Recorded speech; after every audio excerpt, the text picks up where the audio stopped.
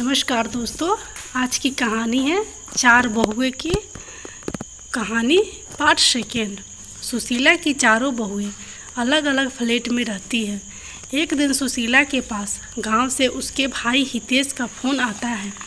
हितेश: सुशीला दीदी, कैसी हो आप? सुशीला: मैं तो ठीक हूँ हितेश, तुम कैसे हो? बहुत दिनों के बाद फ़ोन किया, सब ठीक तो है ना? हितेश: हाँ दीदी, सब ठीक है। मैं कल तुम्हारे पास आ रहा हूँ। वहाँ मुझे कुछ काम था तो सोचा अपने भांजे से भी मिल लूँगा। फ़ोन कट जाता है और सुशीला दुविधा में पड़ जाती है। वह सोचने लगती है, बच्चे तो मेरे साथ में नहीं रहते। अगर भाई को पता चल गया कि मैं अकेले रहती हूँ तो वह बहुत दुखी होगा। खैर, अब जो होगा वो देखा जाएगा, आने दो भाई को। अगले दिन हितेश सुशीला के घर पहुंच जाता है। वह अपने भाई को देखकर बहुत खुश होती है और सोच में पड़ जाती है। हितेश: सुशीला दीदी, क्या सोच रही हो? सुशीला: अरे कुछ नहीं, तुम बैठो, मैं तुम्हारे लिए कुछ खाने के लिए लाती हूँ। हितेश: दीदी तुम क्यों ला रही हो? खाना तो आपके बहुएं लाएंगी, कहाँ गई हो? सुशीला ने हितेश को सारी बात बता दी। हितेश: कलयुग आ गया है दीदी, कलयुग। चार चार बेटे के होते माँ बेसहारा हो जाए, ये तो घोर कलयुग है। चलो मैं तुम्हारे बेटों से मिलकर आता हूँ। हितेश ऊपर चला जाता है तो देखता है कि सुशीला के बड़े बेटे को शराब पीने की आदत होती है, जो अब बहुत बढ़ चुकी है। उसके दो बच्चे हैं। बड़ा बेटा: मामा जी कैसे हो आप? घर में सब ठीक है, बहुत दिन बाद आप मिलने आए। हितेश: घर में तो सब ठीक है, तुम बताओ कैसा चल रहा है? यहाँ सब कुछ ठीक है ना? इतने में उसका छोटा बेटा यानी सुशीला जी का पोता हितेश के पास आता है, जो लगभग 6 साल का था। हितेश उससे पूछता है, कैसे हो बेटा, कौन सी क्लास में हो? पोता: मैं तो अभी केजी में हूँ नाना जी। हितेश: अच्छा, बड़ा होकर क्या बनोगे? पोता: मैं बड़ा होकर पापा की तरह शराबी बनूंगा। यह सुनकर सभी लोग भौचक्रा रह गए और रोमा फूट फूट कर रोने लगी और रोते रोते बोली, अगर मैं अलग ना हुई होती तो ये इतनी शराब नहीं पीते। माँ के साथ रहते थे तो इनको माँ से थोड़ी शर्म तो होती। अब बच्चे भी वहीं सीख रहे हैं जो ये सिखा रहे हैं। थोड़ी देर बाद हितेश ऊपर दूसरे भांजे के पास जाता है, पर वहाँ की हालत कुछ अजीब सी थी, जैसे चारों तरफ सामान बिखरा हुआ था। कोई साफ सफाई नहीं। टीना सारा दिन सोती रहती या टीवी देखती रहती। हितेश से घर की हालत देखी नहीं गई और उसने बातों बातों में ही पूछ ही लिया, हितेश बेटा, घर बदल रहे हो क्या? सब सामान बिखरा हुआ है। मामा जी की बात सुनकर टीना झट से बोली, मामा जी पहले सब माँ के साथ रहते थे ना, तो सारी बहुओं को एक ही काम करना रहता था तो काम जल्दी से हो जाता था।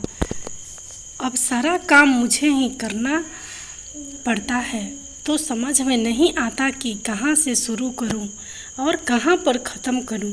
हितेश: अरे तो बेटा, एक काम वाली को रख लेते।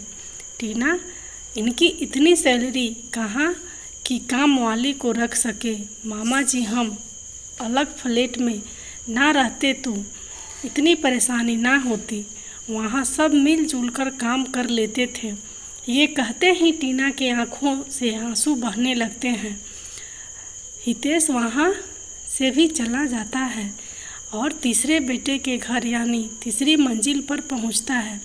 वहाँ हितेश का तीसरा भांजा और उसकी पत्नी मीना आर्थिक तंगी से गुजर रहे थे।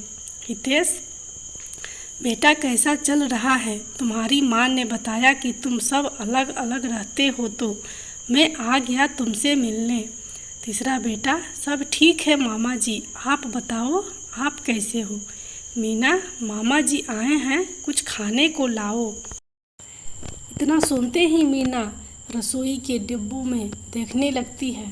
वो एकदम खाली होते हैं और वह वहीं बैठकर सर पकड़कर बैठकर रोने लगती है। रोने की आवाज़ सुनकर हितेश और मीना का पति अंदर आते हैं।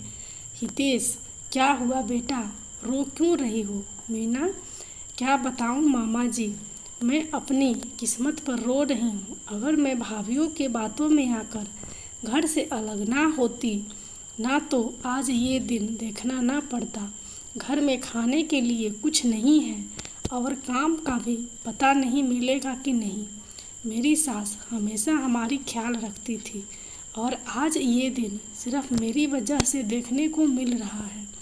मीना अपने किए पर बहुत पछताती है। अब हितेश चौथी मंजिल पर जाता है तो वहाँ ताला लगा दिखता है। वह अपने भांजे को फ़ोन करता है तो पता चलता है कि उसका एक्सीडेंट हो गया है।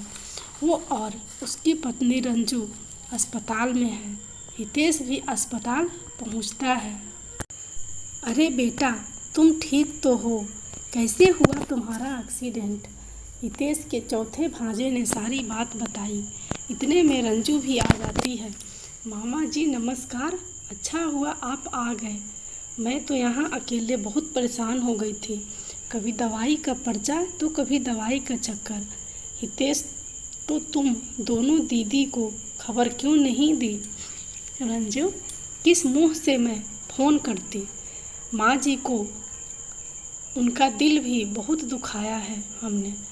आज बहुत पछता रही हूँ जो उनसे अलग रहने के लिए सोचा। अगर हम सब साथ रह रहे होते तो आज मुझे इतनी परेशानी का सामना नहीं करना पड़ता।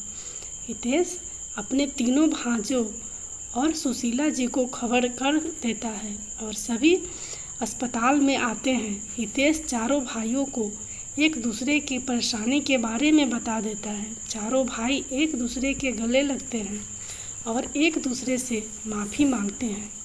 चारों बहुएं भी सुशीला जी के पैर छूकर अपने सास से माफ़ी मांगती है। अब दोबारा सारा परिवार एक हो गया और सब मिलजुल कर रहने लगे। अगर एक भाई पर कोई परेशानी आती तो सारे भाई मिलजुल कर उसका सामना करते।